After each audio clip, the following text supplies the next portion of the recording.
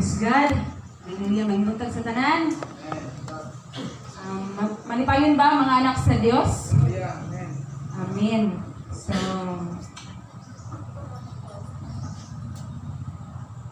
okay, so atong sugdan ang atong Sunday School, no?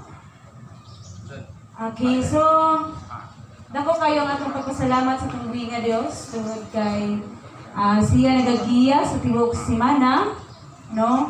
Iyatang gigayahan o karon mga kaigsunan bisan pa Lord sa tibuok bisan pa sa tibuok semana nga doon na tayo mga tagsa-tagsa mga gibiluhaton, pero ang Dios mo'y nag-guide sa atoa o karon ania kita nagasimba o magaday sa atong buhi nga Dios. Praise God. Hallelujah. O kay karon kay Sunday School man maminaw ta sa mga pulong sa Dios. O manghinaot ko nga every Sunday School nga naamoy mabitbit. Napabamoy na bitbit karon. Naapa ba? Okay, so naapagidi ay kay manubag man gyud. Okay. So kung naamoy na bitbit, unsa may ang atong gitapik o sa topiko na ito atong niagi nga Domingo. Okay, so nahadlok gid siya kay na-danger blind. Ilagi tayo gitiman-an. Pino, salamat sa itong buhi nga Dios kay dili lamang makawang ang akong pag-istorya di kabahin sa kung unsa ta nga pagkaanak sa Dios, no? Kung unsa ang ato ang mga role, isip kita nga mga anak sa Dios, ug dili lang gyud makawang ang akong sige istorya o sige pamulong sa pulong sa Dios, naapod di ay may nabitbit sulod sa inyong kasing-kasing o sa una. Praise God! Atong palakpakan ang atong kaugalingon. Kisa atong pagpadayon mga kaigsunan, ang topiko nga ako ang akong dalhon karon mga kaigsunan is naguluhan kay the only way to God. Okay. Ngayon matod pa sa Bisaya, ang bugtong o ang usa ka dalan paingon sa Dios. Ang bugtong dalan paingon sa Dios. Okay, so mangutana ko mga kaigsunan. Unsay inyong bugtong dalan paingon sa Dios? Sige daw, be. Sa dili pa kumutta padayon, may manang matubag sa mudaan. Kay tama ba ni? Ha? Oh, so dara siya sa Juan 14:6. Unsa pa gyud tama? Unsa pa man? Unsa inyong bugtong dalan paingon sa Dios? Sige daw. Unsa pa? Si Jesus. Correct. Oh, unsa pa gyud? Ha? Okay. So ato siyang basahon diri sa Roma 3:21 hangtod sa 31. So taas man siya, pero ato gini siyang pamalandungan, no? Ang pulong sa Dios diri sa Roma 3:21 hangtod sa 31. So kung naa mo'y Biblia, ablihi pod kay aron inyo gyud mabasa pod. Okay. Ningon ang pulong sa Dios sugod ta sa 21, no? Ningon siya. Apan karon gipadayag sa Dios ang iyang paagi sa paghimong matarong sa mga tao o kinidili pinaagi sa balaod. Gipamatudan kini sa balaod o sa mga propeta. Gihimong matarong sa Dios ang mga tao pinaagi sa iyang pagtuo kang Hesukristo kay managsama man ang kanang mga tao. Nakasala ang tanan o nahilayo sa himaya sa Dios. O ningon sa 24, apan pinaagi sa grasya nga gigasa sa Dios ngadto kanila, mahimo silang matarong pinaagi kang Kristo Jesus nga magluwas kanila. O ningon sa 25, gihatag siya sa Dios aron pinaagi sa iyang dugo, mapasaylo ang mga sala sa mutuo kaniya. Niining paagiha gipakita sa Dios ang iyang pagkamatarong o tungod sa iyang pagkapagpailubon, wala niya tagda ang ilang mga sala kaniadto. O ningon sa 26, apan karon gitagad na niya ang mga sala sa mga tao aron pagpakita nga siya matarong og himuon niyang matarong ang tanan nga motuo ka Hesus. Karon, unsa may angay tang ipanghinambog. Namatay ipanghinambog? Tubag, kaya na itubag diri. Hindi pa dayon siya. Wala! Nga naman, tungod ba kay ang tao nagtuman sa balaod? Dili. Kung dili tungod sa iya, pagtuo. Ngayon siya sa 28. Kay maoy atong gituuhan nga ang tao himuong matarong sa Dios pinaagi sa pagtuo ug dili pinaagi sa pagtuman sa balaod. Ngayon siya sa 29. O Dios ba lamang di ay siya sa mga Hudiyo? Dili ba Dios man usab siya sa mga dili Hudiyo? Dili matuod nga siya Dios usab nila. Ngayon siya dili. Ngayon siya sa 30. Tungod kay usara ang Dios, himuon niyang matarong ang mga Hudiyo pinasikat sa ilang pagtuo o mga dili Hudiyo, himuon niyang matarong pinaagi usab sa ilang pagtuo. Nagpasabot ba kini nga gisalikway nato ang balaod tungod sa pagtuo? Wala. Gilig-o hinuon nato ang balaod. Nasabta na ito mga kaisunan? So, unsa may atong buktong dalan paingon sa Dios? Ang atong tinud-anay nga pagtuo. Nakuha ba nato ang kuan? Ang unod, no? Ang atong tinud-anay nga pagtuo. So gingon pa ganina.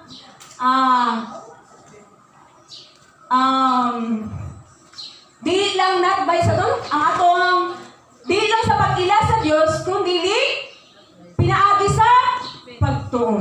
No? So atong padayon mga kaisunan, no? Kini nga sulat ni Apostol Paul diri sa Roma 3:21 hangtod sa 31 is alang ni or para ni sa tanan nga katawhan. No? Kay mga hintil manggitang tanan. Amin ba? No? Para ni sa tanan, no?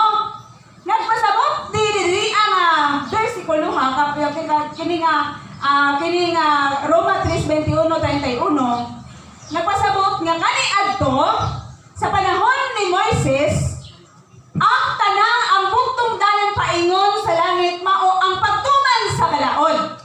Apan ang Dios nagpadayag kang Apostol Paul nga mahimong matarong ang tao dili pinaagi sa balaod kundi dili sa pagtuo ka Jesus Christ. Kuha na to? Okay. So ningon diri ningon siya diri sa Juan 3:24-25. Ayun siya. Ang pagtuman sa mga sugo sa Dios ana sa Dios o ang di mao. Mabalik na noon. Okay, Roma 3 ningon siya diri. Apan pinaagi sa grasya nga gigasas nga gigasa sa Dios ngadto kanila mahimo silang matarong pinaagi kang Kristo Jesus nga nagluwas kanila.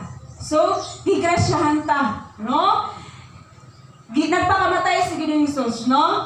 Gisacrifice niya ang kagalingon, iyang giulaan kag dugo aron nga mawagtang ang atong mga sala. Og tungod ni anak mga kaigsunan, nahimo kitang mga anak sa Dios. Ang atong pagtuo ug pagsalig mas lilig-on pa. Amin ba? Praise God. Okay, hallelujah. So, kung saan man nato aron mahimo tang matarong, no? Pinaagi pa sa unsa may atong mga pamaagi nga mahimo tang matarong. Kanang atong alam ba? Unsa man? Unsa pamaagi nato? Sige daw, kamo daw tubag.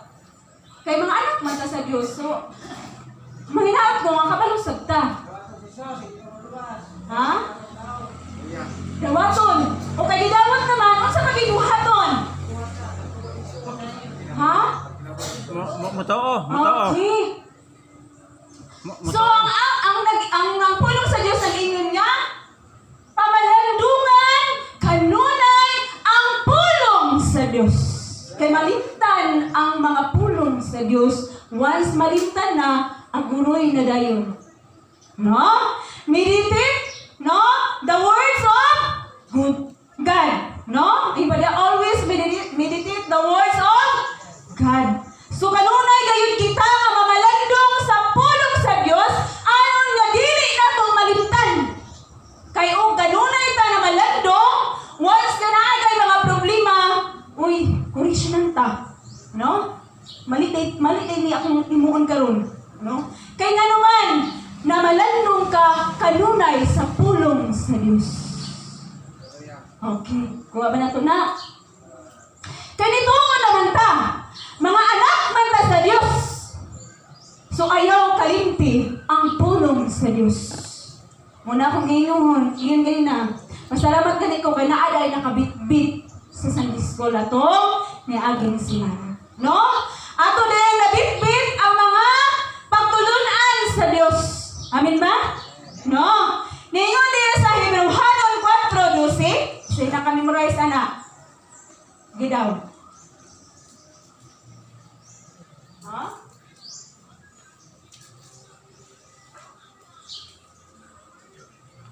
Ano to? Sa halo ninyo yung Hebrehanon, salita daw. Kayang pulong sa Diyos buri kung gamhanan, mas kahit pa kaysa bisa sa espada ng device.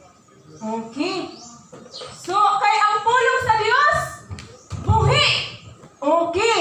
So, ang pulong sa Diyos, maugid kanimo oy mo, ginga. No? Maoy mo, pukli. Sa ato ang kinabuhi. No?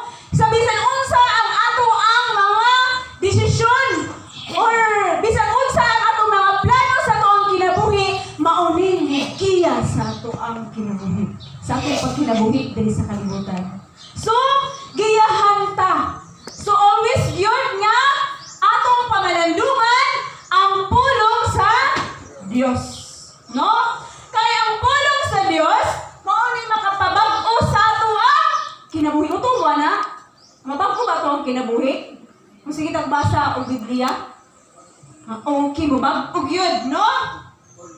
Tungod kay, okay, kay nabag-o man ta, kay nabag-o naman ta, so, naatas sa Ginoo, no? Mingon diha sa, no? Bago naman ta diha sa Dios, mingon diha sa, muna itong mingon nila, no? Tinuod yun, no? May bago naman ta, iya naman ta sa Dios, o nahiusa na ta sa Dios, mingon din sa Juan 14:6, Jesus said, I am the way, the truth, and the life. No one can enter the kingdom of God except me. Okay. So siya gayon ang dalan o ang kamatuuran, walay makaadto samahan, kundili pinaagi kanako. Kisa na yun na? Kasi inunod ako, si Jesus. No? So si Jesus Christ ang nag-ingon. No? Ingon siya mo, I am the way, the truth, and the life. No one can enter the kingdom of God except me. So, si Jesus Christ lang yun ang ato ang dalan sa ato ang kinabuhi. So, kay si Jesus Christ man ang ato dalan sa ato ang kinabuhi, kinahanglan nga ato kinabuhi, mahiwas na diha ka? Jesus. Yung saan man kung nakasala ka, ay usa pa ba ka? Okay. So, kinahanglan nga mahimo kang magtarong, pinaagi kang Jesus Christ. Kaya na kay hiusa man ka diha kang Jesus Christ, buot pa sa buot niya, imo siyang, alam pakita ka nga nahimo kang matarong kay ang Diyos, matarong man. Amen ba? Kay ang Diyos, pugli man, mahimo sa kang pugli. Kay mga anak kita sa Diyos. Amen ba? Sakto ba yun, mga kaigsunan? Okay. Ang pulong sa Diyos adunay gahom. Kung sa tugingon, sunod sa itong naingon sa tugingon sa Hebrehanon 4:13, ang pulong sa Diyos mahait. Basa pa, liso. No?